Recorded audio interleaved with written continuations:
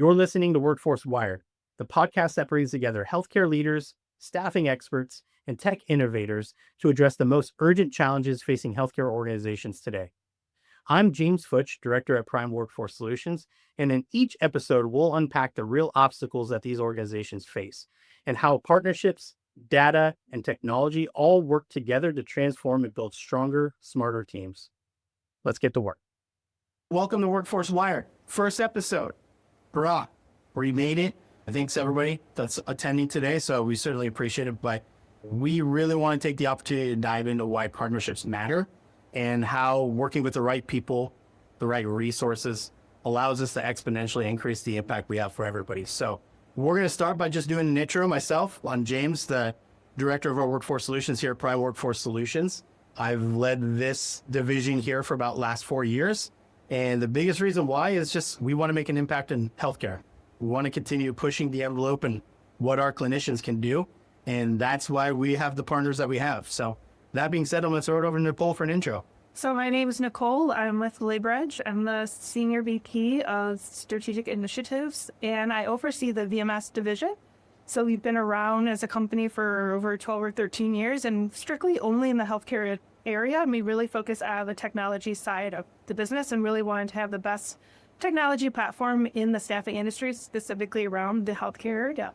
And that's why it's great to have different partners and be able to collaboratively work together and build out that technology. And my name's Shari. I'm the president of CliniSight. We fall under the LaborEdge umbrella, and we help our partners with things like Joint Commission, compliance and credentialing, state licensing, sort of serve as sort of that extension of their HR and credentialing divisions. The reason I think today is exciting is twofold. One, it's our first podcast. We're rolling out something brand new, right? This is not just new for Prime Workforce Solutions, but new for everybody at the table.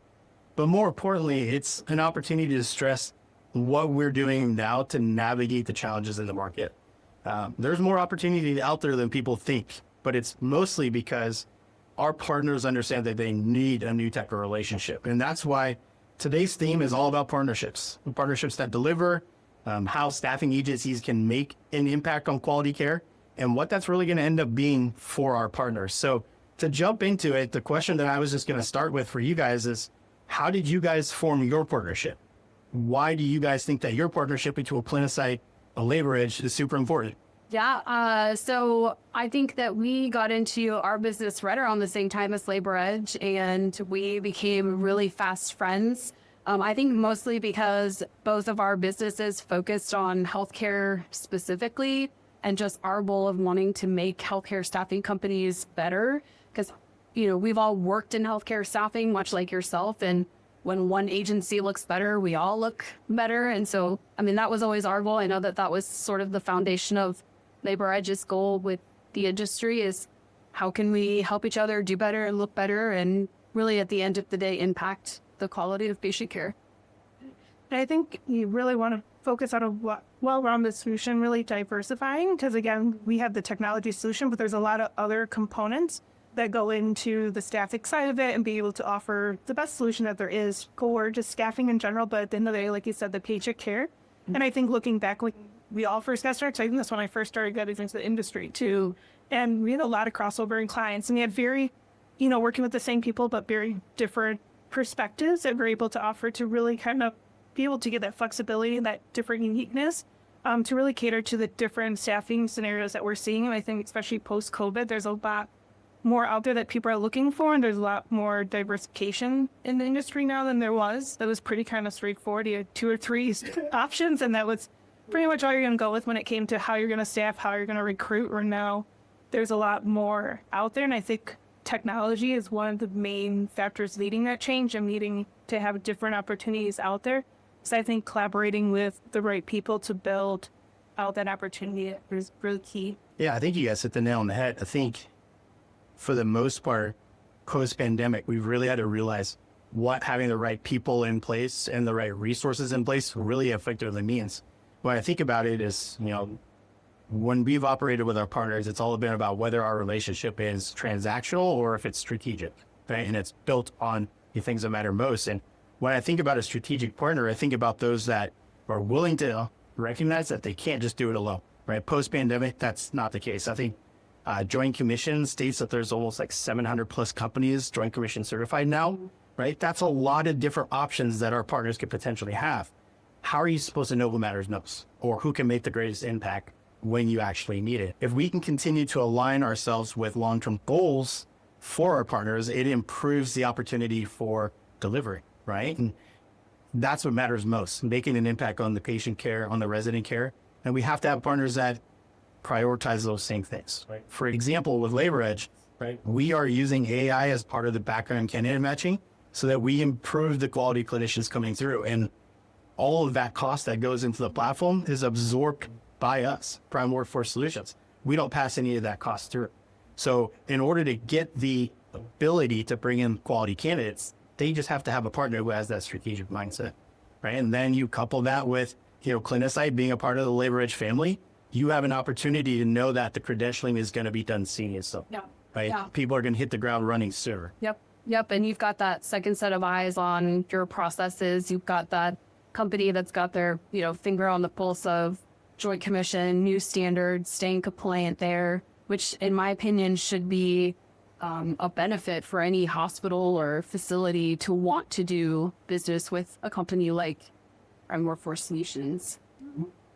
So throughout your guys' time in the industry, what are some examples of you seeing some of those relationships shift from being more transactional to, being dependent upon aligning yourselves with your needs? Do you have the examples that you can think of off the top of your head, or any examples of what you guys are doing to help your partners push that conversation forward? I would say pre-COVID, it was a pretty basic recipe, A + B = C. When you had your recruiters, they knew how to go out, they knew how to recruit and grind, because travel nursing, it was always there, but there wasn't as much hype around it because there wasn't as much spotlight on it. And then so it was still, you had more relationship when it came to MSPs, where hospitals could trust the MSP program. It didn't have that dirty stigma around that name. Same with VMS. It wasn't a dirty word in the industry at the time. And it was a way that instead of working directly with this one staffing agency, it gave an opportunity to fill those needs again back to patient care. When VMS and MSPs first started, it really kind of focused on what that core value was, which was the patient care. When COVID hit, it became a very transactional relationship because no one could keep up with the demand. No one had a staff during a pandemic before. No one really knew what was going on. So we got really away from that relationship kind of building. And then now we're kind of in that post-COVID area. And we can't go back to the A + B = C, because back then technology wasn't what it was. There wasn't as many staffing agencies, because during COVID, we saw a huge influx of healthcare staffing because the other industries were under. So a lot of people pivoted. So then the market got very staffed, and they didn't know how to truly staff appropriately from relationship standpoint. I was just going to say that, we saw a big uptick, towards the middle and end of COVID, and then beyond that with companies that maybe not necessarily pivoted, but they were partners with, healthcare facilities. Like, they had those contracts and they had the ability to help. They had no idea how to place a healthcare professional. And so, they immediately found, companies like CliniSight to really help, I think, guide them and steer them on, we want to get into this. How do we make sure we get into this while still providing good clinicians? Science is a big factor, because compliance or credentialing in healthcare is very different than what other industries out there. So that's a huge factor. There was a lot of educating that went into that. A lot of it. Well, I would say truthfully, it's probably the backbone, right? Yeah. Recruitment teams, sales teams, we're only as good as all of our other partners internally, right? And it takes the entire wheel to move in the right direction in order to get things done. And that's why I think it's important that strategic partnerships, especially with Prime Workforce Solutions, it makes an impact on every single party that we're a part of, right? So from a healthcare organization standpoint, partnering with us, it can reduce your turnover. And you have higher quality clinicians coming through the door. They're hitting the ground running because the compliance and credentialing is seamless, but you know what you're going to get, right? And those individuals that are coming through, they're impacting patient resident care right from the beginning. A lot of facilities and a lot of organizations rely upon HCAHPS scores in order for federal funding. If those individual clinicians coming in the door aren't there for the right reason and they're not there on time, it impacts the entire domino effect and everything else going on. And then lastly, these hospitals, these organizations, they need scalable solutions, right? It's only going to get farther in healthcare. Legislation proves that. The the baby boomer age retiring and having to have healthcare taking place, they continue to have an increased presence to scale appropriately. And as a healthcare organization, you have to have the right partner with the right mindset that aligns with your goals and are ready to do that. It's the same thing from a staffing agency perspective. I mean, for us, we operate a lot better when we have predictable demand, right? If we're using analytics with our partners to know which direction we need to be moving forward in, it's a lot easier for us to do those things instead of guess it, right? And at the same time, we need to be able to pipeline candidates in a cost-effective way so that everything we're doing is financially feasible for these organizations. If we can do those things, we're in a much better position to proactively plan how we can extend cost savings rate. We have a partner that we've worked through a number of different strategies for, and it's taken 9 months to get to the point where, hey, now we have this plan rolled out. We know effectively how we can, convert temp to perm clinicians, how we can reduce rates due to seasonality or due to flu season, and we can immediately proactively provide them cost savings. Was it a quick switch? No, it wasn't. It was months of planning. It was a handful of demos with partners, but it took us some time to get to that point. And it's because we know the impact. It's the same for our tech partners. I mean, Nicole, you probably talk about this better than me, but all the data that goes into it, those things help each party make that change. I mean, we're seeing now everything is analytical. Now everything is data-driven in the industry. Everyone wants numbers for everything, and they want everything calculated out. Thankfully, with technology and the advances, it's making it a little bit easier to have that data at your fingertips, but it's really helping people be able to make better education decisions of, what makes more sense. Should we go down to carb? Should we do a per diem, or should it be a travel contract? Or should we look at maybe we don't need this person because our census is going to drop in the next month or two? So we've always had to track that, but back in the day, it was spreadsheets and paper and pencil and all of those fun things, where now technology isn't able to have that information a little bit more readily accessible, and being able to manipulate the data more to get closer to those answers and do more of those predictive analytics that people are looking for, and really be able to drive. At the end of the day, it comes down to the bottom line. No matter who you talk to, it always comes down to that bottom line, and everyone's looking, how can you save the money? So I think having those partnerships to give the different solutions, because if you can come in from multiple angles, it's not going to drive down the cost just one way for looking at analytics of like, hey, what did you staff last year for flu season? It's like, okay, we saw this, but we had how many people that didn't start because they weren't compliant. Here's how we can improve your compliance component.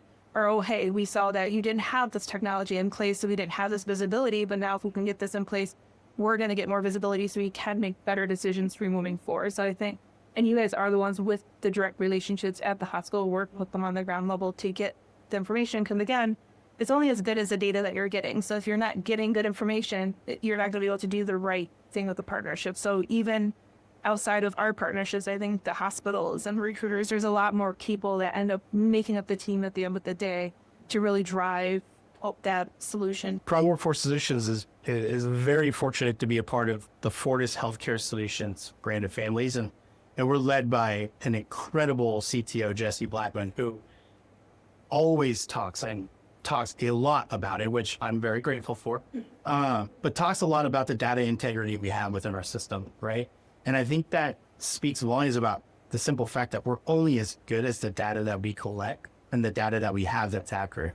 And that's where, I'm going to ask you guys, what metrics, each from a compliance and credentialing, but also from a workforce technology partner, what metrics do you see being most important in the relationships that you have that are successful?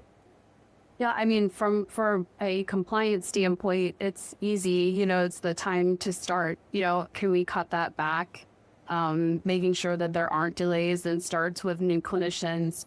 And retention, I think that sometimes retention gets overlooked, but that's one of the easiest ways to help save money. Is how long can we keep folks at the same place or reassign them somewhere else? Our solution, it starts at the beginning all the way through to the end. You have your common ones of your fill rates from when the job was posted to me, or your submissions, from the submissions get into offers to getting booked. So having all of those different metrics of tracking those time lapses, because I'm sure with contract agreements and things like that, you have certain rates that you have to hit for filling and be able to hit those fulfillments. But also, I think it's really extended from there. The two main areas I'm seeing most currently is the compliance component, because I think, again, with legislation and different state laws, background checks, all those pieces play a heavy piece that could impact someone's career. Again, depending on the location, but I think that's where the relationships come in, knowing what you need staff to be more proactive. So having the data for that piece. But the other area that I see a huge uptick in is just scheduling. A lot of people are kind of drifting away from the travel contracts right now, I think from a cost perspective, and really moving forward to the scheduling component. There's a lot of different AI things out there today that are looking to help scheduling, again, to help cut down costs, do more predictable, like, hey, here's a match to move into this position. They can take this shift. Oh, we don't need this shift today because you have less people in beds. So again, having those different partnerships to do that. So I'd say that's probably two big areas. But again, whenever we start talking to hospitals, I think their main one is always coming back to, what is that revenue? Or, hey, how can we decrease how many travelers we have on site? Their end goal is always to, we don't want to replace the staffing side, but again, at the end of the day, they want to lessen the amount of travelers or float pools that they do have, floating through, again, because it helps save with some costs. I don't think the relationship's ever going to go away. Is it going to look different? Absolutely. The numbers might shift, but the longevity of that relationship, if you can say, hey, based on this, we can easily cut back on how many people will have staff, on a full-time basis for you, is going to save you money, but can we extend that relationship further, maybe have it for 2 or 3 years versus, saying every year we have to kind of reevaluate. So there's different areas. I love the fact that you went there because you are spot on. I mean, I think a lot of partners are, at least healthcare organizations are talking a lot about how can we shift from the travel component, the temporary contingent component, to something more like an RRP, right? And how is that going to benefit? Meanwhile, with all the work that our sister companies have done in post-acute care, right, it's kind of swayed the other way. It's gone from the IRP and the per diem route to being something more of a temporary contingent. I think the most important aspect of that, though, is that we have to be nimble. Prime Workforce Solutions has to be adaptable and be able to tailor the program the way that our partner needs it. And that's specifically why we work with LaborEdge, right? We work with LaborEdge because we have the scalable solutions when it comes to temporary contracts. We have it scalable in the locums route, right? But also with us just going through the release of the IRP, we have an opportunity to source from that spend aspect, right? We have an opportunity to kind of focus in on the metrics that matter most. For us as an organization, we focus on completion rates, right? We want to know what that persistency is of our clinicians coming in the door, making an impact. And also, are those clinicians finishing their contracts and providing excellent care? Our sister companies as a whole right now, we average about a 90 to 92% completion rate with all our clinicians. Fantastic. It's huge. It's impactful.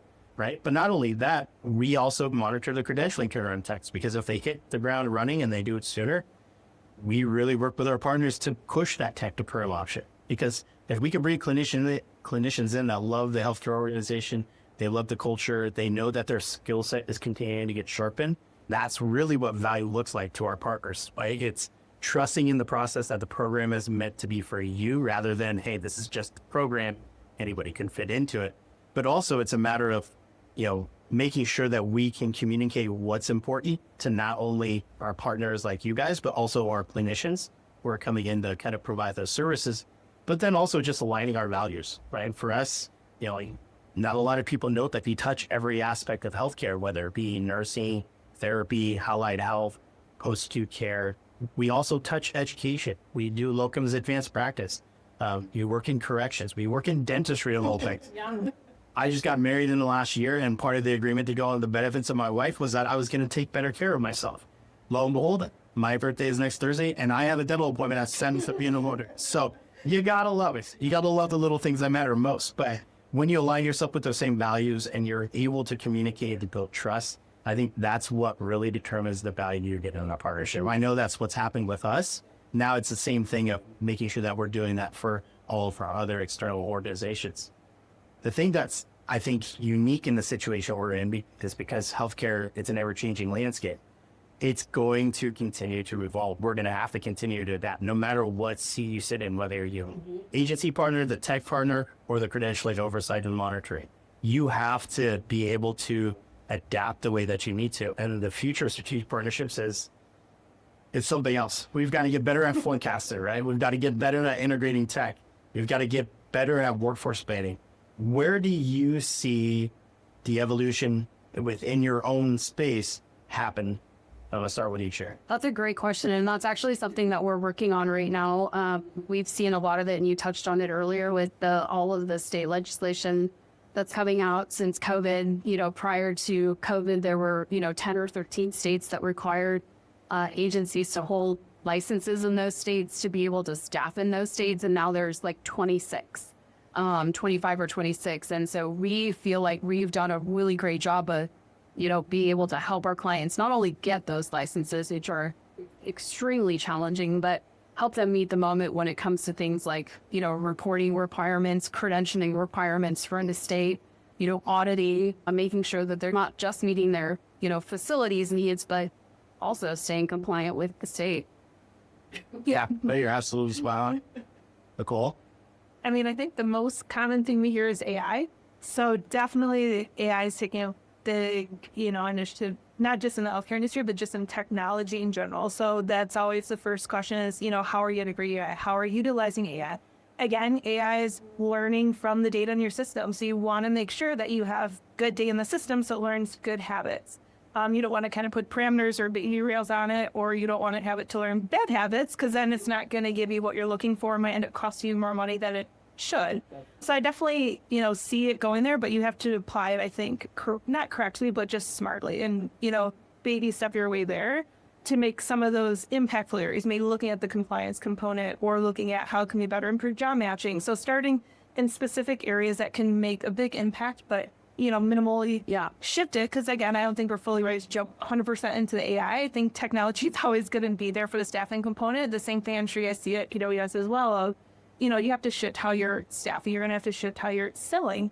Same thing with the technology. It has to be a very dynamic solution. Because looking at the competitors out there, they say they can do it all. So in order to really have that strategic partnership, which is what we really rely on, getting that feedback, be able to interact more directly with hospitals to see where does the technology really need to go? So that's one thing I really love about working at LaborEdge. We never just build something in-house and say, hey, this looks like a great idea. Let's see what happens. Yeah. So we've never really built the technology that way. It's always been through our strategic partnerships, because that is really where we find value to kind of differentiate ourselves in the market.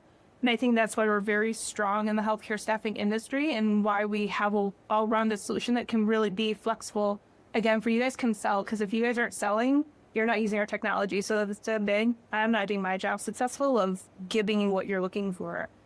So that's really where I see it going, is AI in a dynamic solution. Yeah, and I want to say too, that this has been one of the coolest things since joining like the LaborEdge family since January, is getting to like peek behind the curtain and talk to like their data scientists and their developers. And they're so smart. They're so smart. The things that I see that they're doing, it makes me so excited. I wish I would have stayed in school like 12 more years to just be able to do what they're doing. But I think it's so cool. So I think it's great. We have a very well invested team from our development side. They really truly believe in what we're doing as a product. There's developers that have been working with our company longer than I have. So they really truly believe in what we're building to really be that innovative solution in the industry. And that's what we've always strived for. So we really want to keep delivering that message. And, the only way we're successful, again, is we're equal. And I compare that a lot to what we did a little over a year ago when we started thinking through who our partner was going to be in the tech space. And, we really had to buy into the thought that we had to find someone that was going to collaborate with us, not necessarily drive what that communication was. And I think one of the biggest things that turned the corner for us was the 8-week sprints. The 8-week sprints, not necessarily is it a great thing from your guys' standpoint, because you guys have a lot of work to do with each week. But I think if anything, it empowers us as a staffing solution, as a workforce solution, for us to be able to empower our partners. Right? It gives us the ability to build trust, to drive collaboration, and really put that emphasis on what are they seeing as successful, and allowing us to kind of mold what their workflows need to be for themselves. They get to really take back control of a lot of the staffing process, which through the pandemic, they lost, right? Rates jumped through the roof. Some facilities were pitted against each other for XYZ candidate. Now, when you have a partner like PWS in place, you get to take back control of what that collaboration looks like. You get to drive the emphasis on what the development is, because you may want XYZ, but you may not realize that ABC might be much better. So now we get the opportunity to take a step back, educate you on what's coming through the pipeline, right? And really apply it to the areas that need. So super excited about that. We're going to take a little bit of a break here. And then we're going to slide right into staffing models and why they're important to continue evaluating. Welcome back. So as you can see, we have a fresh face. He also has a pretty fresh cut as well. I'm going to throw it over to him so he can do his introduction to the brewer. All right. Thank you. My name is Michael Madr. I'm the client services manager for LaborEdge next VMS. Had the pleasure of joining forces with James and his team and getting their program up and running. I will say this, he's done us a solid by coming out for one day, not even one day, just a handful of hours today. He's got to get back. You want to tell a little bit about why you have to get back so quickly? So tomorrow is my wife and my daughter's birthday. So they both share the same birthdays. So to get back and celebrate them on their big day. And he's going to be 2. We're going to go to Safari Park in the afternoon. Then there's a children's picnic at the school of the kids' group. I know a lot of people. I do not know a lot of people that have the same birthday on the same day. So you're pretty lucky over there, I would say. I am. Very nice. So Well, forget the date. yeah, you'll never forget. Not at all. Not at all. Well, this portion of our segment, we're going to jump straight into staffing models and why they should always be evaluated and be important to you. Understanding the variety of staffing models out there, though, is typically the first key. You guys have experienced this, right? With the number of agencies that you partner with, the programs that you see. That's where Prime Work for Solutions is a little bit different. We have an opportunity with our partners where we provide them a solution that's tailored specifically to them. Specifically, we offer an exclusive MSP partnership. We offer a non-exclusive MSP partnership. We also create a hybrid model of the two, dependent upon what they're needing. I'm going to put you guys on the spot. Have you ever seen any other partner prioritize their healthcare organizations with a variety of hybrid models, or is it always just transactional in a standpoint where they have no program to fit into? I'm going to say no. Typically, I think what most of our clients do is they'll submit for an RFP. Typically, we haven't seen any type of like hybrid or exclusive, non-exclusive. They're going for an RFP. And when they're going for it, sometimes there's other suppliers within those contracts. Some will just manage the contracts themselves. User adoption and getting the clients in is not always necessarily their first course of action to get them in there. Sometimes the programs that they're going for, they're just needing a solution. And when they're looking for a solution, they might not want to have that additional, let's say, burden at the time to get the facility users into the program because they have enough going on. And I'll kind of piggyback off that. I think kind of even like in the past year or so, I think that was more of the model, but I feel like probably in the last quarter or so, we're definitely seeing a little bit more of a shift of the market where people are trying to get a little bit more creative of, how do they stand out on an RFP? Because a lot of people are pitching and they're, originally pitching the same story with the yes, no questions. And do you offer this? Do you offer that? So people are trying to find ways to differentiate themselves. So I feel moving into this year, we're starting to see a little bit more of a shift, especially as a market. We're finally seeing that maybe slight little uptick that everyone's been hoping for the last couple of years. Now they want to kind of ride that wave out. So I feel people are starting to see what other models can they offer. They might not propose 3 different models to one facility, but they might look at what the facilities are and say, okay, this is a model that we're recommending for you. So I think that's where we see some difference where you can present all the options a little bit. You've done enough calls now, I feel at this point where you really put the ball back in their court. And I really like that when working with you is because you really kind of lay it out there. And I think one of the pieces that a lot of people have been missing is just being transparent and honest. I think that's really gotten lost over the last few years of relationships. And so really rebuilding that relationship or being able to say, hey, this is what we can offer. We're willing to be in your goal, like you're saying.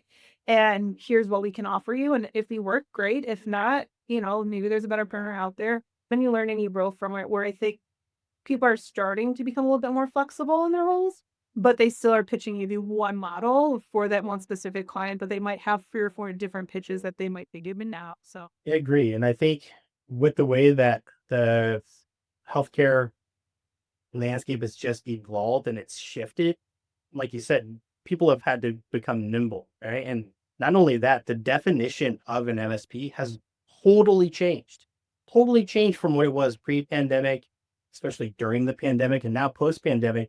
It has evolved. And what we've tried to do is be innovative right there alongside, right? We have tried to take the opportunity to prioritize our partners in a way that matters most to them by providing them some flexible staffing options. Everybody in the industry from an agency standpoint, they're selling the same box product as everyone else. And Nicole, you've been on a few calls. I will tell leaders, CHROs, CEOs, CFOs, I will tell them the same thing. Everybody has the same box product to sell. It's more about, do we best understand what your relationship needs to look like, right? Do we have an understanding of what your goals are?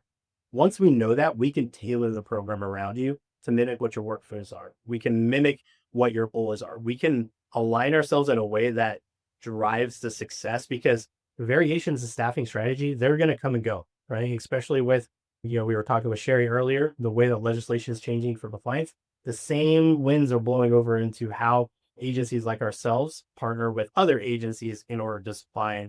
Everything is going to be variance, but if we can provide flexible staff models, we can lean into everything else. But what I mean by that is, Prime Workforce Solutions, we're not afraid to dip our toes in the per diem. We're not afraid to dip our toes in the temp to perm. We're not afraid to dip our toes in direct hire. And the beauty in it is we build an affiliate supplier panel that matches that same piece. So moving forward, it's important for us to understand what our partnerships need to look like in order to empower those other aspects. Right now, I would say is the greatest opportunity, right? SIA says that there's a 5% potential decline in healthcare. But what that means to me, though, is that there's just a lack of supply. We have to better understand the demand to be able to put the right people in the right places. So that being said, what is it that you think agencies like ours should be understanding about when trying to form partnerships with organizations like LaborEdge? I think when it comes to really, like you said, early on, even before you came and joined as a partnership with us, these were evaluating other technologies. So I think part of it goes back to what were you originally looking for in when you're validating technologies first? Were you gonna? Oh, that's a great question. So I think the first piece was the agility. Like, we needed a partner that could make changes quickly. And not necessarily saying that they needed to be same day requests, but finding a partner that has 8-week sprints was huge for us, because we did want to empower our partners as much as possible. We wanted to find a way for them to really take back control of what their staffing and the workforce management would look like, because it was going to change. It changed going into the pandemic. It changed post-pandemic. It's going to continue to evolve for the next few years, especially with all the statistics that come from like the U.S. Bureau of Labor Statistics, where there is, potential 300,000 shortage of RNs in the country. They are going to have a partner that is agile enough to move as they are, right? So I think that was the first thing, just finding a partner that had agility. But then it was also someone who shared the thought process of empowerment. We want to push that boundary like none other when it comes to our healthcare organizations we partner with, because we have a lot of partners in post-acute care. We have a lot of partners in nursing. We have a lot of partners in the therapy and allied space. They are going to continuously have to evolve in order to fit different legislations that come through for patient ratios, fit different legislation that comes through for hiring or attempt to per direct hire. We have to empower them as much as possible. But if our tech partners, if our compliance partners, if our staffing suppliers on our panel, if they are not aligned with what our goals are, it makes it that much more difficult to find that success for them. So finding someone like LaborEdge was key. Finding someone like CliniSight for us to partner with was key. Those are all aspects of what we're doing in order to continue to evolve. And the hope is that, as we continue to navigate what 2025 and beyond has, we can find ways to make an impact. If we can make an impact, then we know we're doing the right reasons and we're doing it the right way. Yeah, and I think looking for those different partnerships and looking, for those different relationships we have, communication, I believe, is key. And I feel like that gets lost in technology because it's very easy to quickly shoot off an email when you're upset about something, or to, not answer the phone calls, or, so having the right strategic partners that understand the industry, have a vision, but are open to communicating and actually working with someone to develop that vision fully, instead of just having a checklist that we need to work through. And really, what is the end goal? Because maybe your immediate checklist doesn't necessarily align with the end goal. So is there a way where we can meet in the middle and have more of that collaborative approach? I think the most success that we see with the clients that do successfully grow and are making a bigger impact in the industry are those that are more collaborative with their strategic partners, and those that are maybe working through a checklist because they have to meet a demand from a higher up or something like that. We're like, nope, this is what we need. This is where we're going. But does that make the most sense in the long run? Is that the end goal or the vision that we want to work towards? Because yes, we want to develop something as we have those 8-week cycles. Yes, we're going to have, we'll always have those couple of things that, hey, a facility needs to have this report, or hey, we really need to be able to have this on the dashboard, or we need to accommodate this book, of course. But is that going to have a big enough impact in the industry to kind of shift and pivot? Because for me in my role, what I'm looking towards is not what is the day-to-day. I'm looking at where do we want to be at the end of 2025? Where do we need to be in 2026? Because we're already starting to have those conversations where I'm already looking at this is where we need to start going into next year. And we just started the second quarter of this year. But having that collaboration, really looking to those different people in the industry and be able to, and I think working, having more access to the facilities that you guys work with is huge for me, because I can sit down and talk to a CNO or a CFO from the facility perspective and say, okay, you don't want to touch technology. We know people hate at hospitals, they hate change. They hate having to learn a new technology platform. Epic rolls out, an update, and they have people on the floor that are typing in their charts for them because they don't want to learn the new update that rolled out and find loopholes. My mom works at a hospital, and she has found so many loopholes to move person to one floor to the next because of the latest update that they had in Epic, because it took, they're like 12 hours to move a patient from a floor because, the doctor was unavailable at midnight to sign off on something. So, hospitals really have that bad taste of technology, and that puts you in a tough spot because you want to give them that transparency, you want to get that control back. But if that user adoption isn't there and they're not willing to do it, what can we do? So meeting with them on the floor, having mobile access is key. So making sure that they have a way that they can quickly do something from their phone, having more information available at their fingertips. That way, if they can't get hold of someone because, something happened at 2 a.m. on a Sunday, who are they going to call? They have that information readily available because, again, there's the data. So that's really, I think, that's key, having more of that access. And I really appreciate that part with our partnership that we have, because you do give us more access to facilities than some of our other partners that I do work with.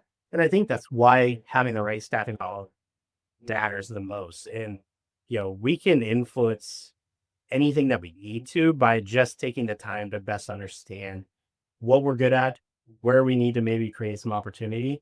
We were just on a call maybe a week or two ago where we were caught off guard. Transparently, we were caught off guard by, an expectation that they needed that doesn't necessarily happen across the board.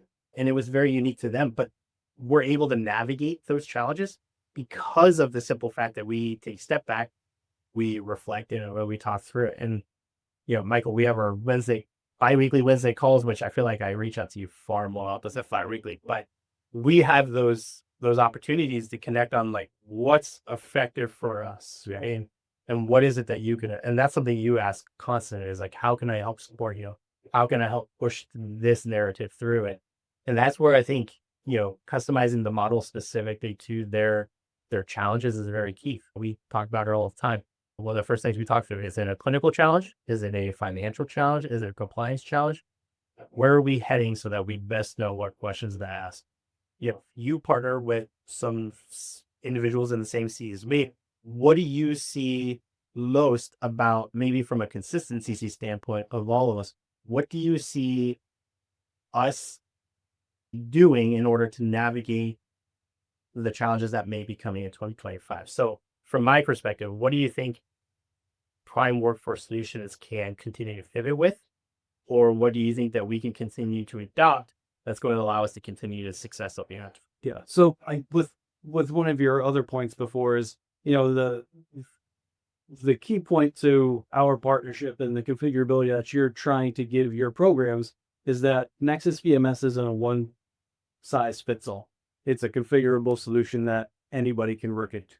If you want to have client access, so they can have they can have their users in, their facility users in. As far as you guys go, going back communications, what you guys are doing, the way you're giving the way you're structuring these models, hybrid, you're exclusive, non-exclusive. I think just the way that you guys are doing is very strategic.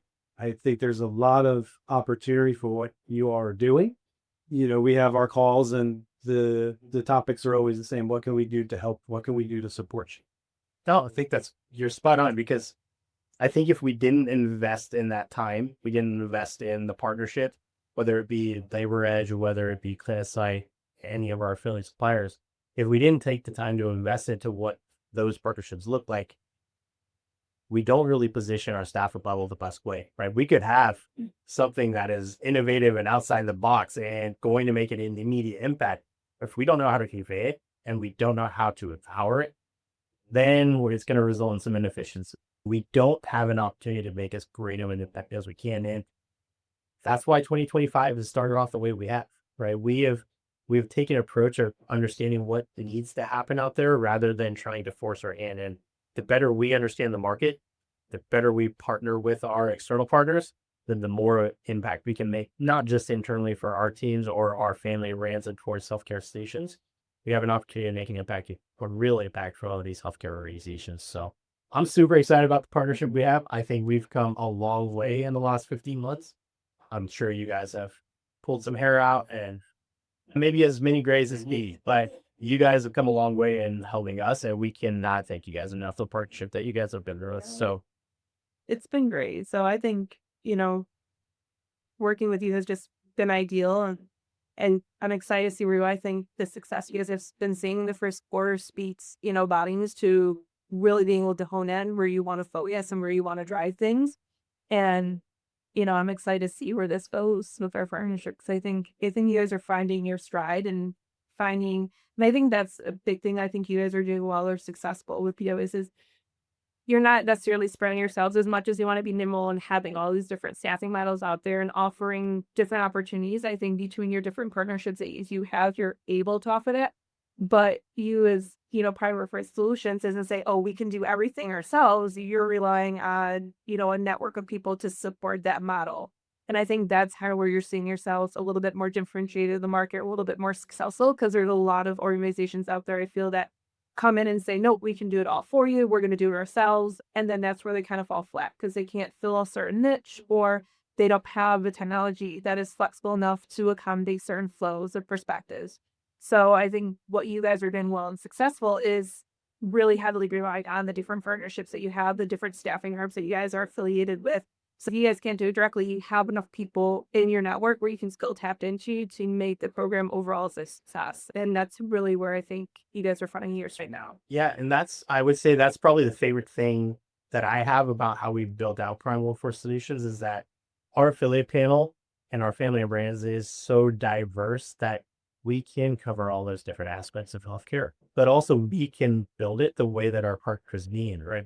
We're not afraid to work with other agencies. We're not. We understand that it's going to take a village in order to get done what needs to be done. And when I think you take that approach, you also find the opportunity to grow, innovate, and really pivot the way that these organizations need to. I go back to my time as a recruiter, right? When I was a recruiter, I didn't know anything about healthcare. I mean, Google was my best friend, right? I would listen to these nurses and I would try to empathize with them and best understand how I could serve and lead them and how I could be a part of what their journey is. But when they talked about their skill set, I had zero clue about what meant what. I was trying to type it in at Google as accurately as I could, but I was invested in trying to increase the partnership. I was invested in trying to be, understanding of what they really could do so that I could capture that and I could put them in the best position possible. I think I did that for a high number of nurses, but at the same time, I think it's one of those things where I spent enough time trying to understand that. Then when I moved over and we started building out Prime Workforce Solutions, it's a central theme that we kept. Is a theme that I think for us shows our flexibility. It shows our ability to be efficient with what we want to get accomplished and how we want to go about it. But more importantly, it shows we're willing to align with an organization's goals no matter what they are. We're going to educate our clients. We're going to educate our partners as much as we possibly can so that we can all move forward the right direction. And I think that's what this partnership means to us. So that's it for now. We're going to take a brief pause and then we're going to move on to our last segment of staffing models of Prime Workforce Solutions and what they mean. All right, welcome back. So to end, we want to just take the time to really kind of talk through what we've covered today. And I think you could probably generally sense the theme, and you've heard me talk about it immensely already today, but it's partnerships that matter. It is all about how putting the right people and the right resources together makes a huge impact and how you can go about empowering what those things are. For us at Prime Workforce Solutions, we're taking the time to best understand our clients. Our partners are what drive everything we do. And it's what drives our internal initiatives. It's what allows us to align with our partners the way we do. But more importantly, it allows us to pick great external partners who also align with everything that we need to accomplish. Some things that are coming on the horizon, I think it might be important for you to know. I'm going to let them share. So, Cherry, you want to jump into some CliniSight? Absolutely. So we're really excited to announce the new offering, what's called Fly. It is a state licensing portal to help all their clients keep track of their various state licenses, the statutes, the compliance requirements in those states, the reporting requirements in those states. It was one of the big areas that we jumped right into as soon as we partnered with LaborEdge is, what are some of the issues that we see clients facing? This is a big one that we focus on with our clients month over month. And so I'm really excited about it. I think it's going to take away a lot of headaches. It's going to be awesome. I think transparency and visibility are two things that Prime Workforce Solutions prides ourselves on. Yeah. So a portal like that just provides the accessibility of what you need. It's a game changer. Yeah. It really is. It really is. And knowing that, obviously as part of the LaborEdge umbrella, like I think that's one of the things that I appreciate most is that we have partnerships that continue to evolve or do those things. But specifically, a lot of partners, and I'm going to steal some of your thunder here, a lot of partners aren't taking the full prong approach to really dive into capture the experience for everybody. And what I mean by that is the role of the candidate, the role of the client, the agency partner, but also the program itself. So Nicole, you want to talk a little bit about what's on the horizon for LaborEdge? Yeah, so, coming, closer to the end of Q2, we're really, like you said, taking that four-prong approach. I think there's people in the industry, especially during COVID, that we're trying to find ways to streamline the process for hospital to candidate. So there's a lot out there. I don't know if they're 100% successful just because either the technology wasn't ready for, or they didn't have the right people in place that understood the industry. So with our background of really being able to work with staffing agencies for so many years and building our ATS first and then building into the VMS space, we really were able to learn the different perspectives of all four users to build it right and have the right partnerships. I think that's where it's key.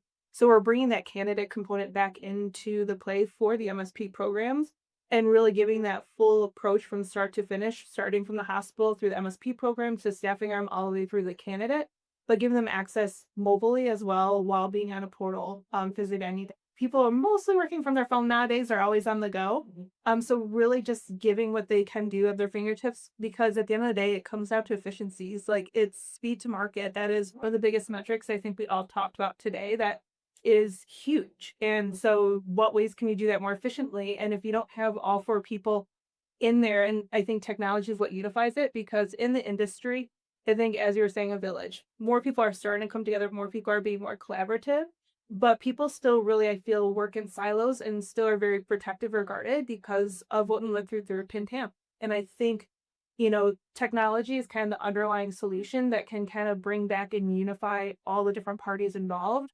And that's where we're really excited that we're going, rolling that out Q2, and it benefits you guys. And I think, and then we'll get user feedback of how can we take it to the next level, or what's the direction that we need to go in, and really be able to pivot and grow from there. So by then in Q2, our goal is to lay that foundation work and then working with their partners and having that communication, even talking about, to really then step it up from there. And, what else can you offer? So that really lends into the IRP, because now can you offer technology to the hospitals that they can maybe utilize more in-house? Or maybe before that wasn't an option with the state or EMS technologies. Mobile app's been the biggest one. Candidate portal, PR and IRP, that's been a really big topic. So all those items we're working on in final stages of some of those. Bible, that's why I steal the thunder from her every time I get a chance to. But you're spot on. It really is. And that's, I can't tell you how many times I've thought through this, of what these partnerships look like and what we're doing for everyone else. And it's all about seamless enhancement, right? From a Prime Workforce Solutions standpoint, on the horizon, we just want to create seamless enhancements, whether it's through our various staffing models that we have, whether it's through our ability to touch every aspect of healthcare, from nursing and allied to post-acute care, whatever the case may be. But at the end of the day, for us, it's how we can continue to make enhancements, make them seamless, and continue to empower our partners. And that's what Prime Workforce Solutions is about. That's why we're doing this podcast series. That's why we've taken the time to invest in our partners, invest in the time that we need to take in order to kind of talk through this, provide market data, provide market insight, and push the envelope. So cannot thank you guys enough for today. Thank you for the opportunity to sit down and have these conversations, create opportunity for all of our, followers that come to see what it is that we are doing in order to make a difference. So that's it for Workforce Wire today. Thank you so much, and we'll see you next time. Thank you. Thank you.